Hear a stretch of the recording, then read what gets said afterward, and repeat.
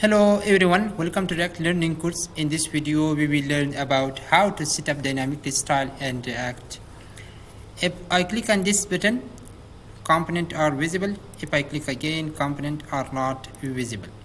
But style of this button is same in both cases. Now I want to change style of this button dynamically.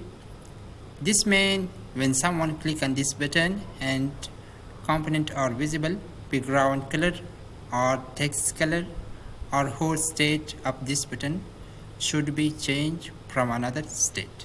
So let's start. First, here we have style for this button.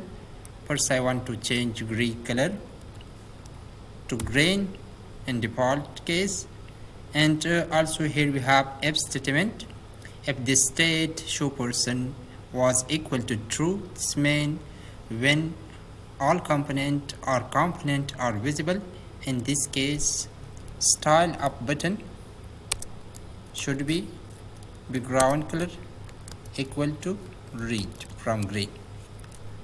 Now save this code and move to browser. Here we have green color, background color for this button in default case, and component are not visible. If I click on this button, okay, here now component are visible and style of this button also change. So by this way we can use, or we can set up, or we can change style and React application. Thank you for watching.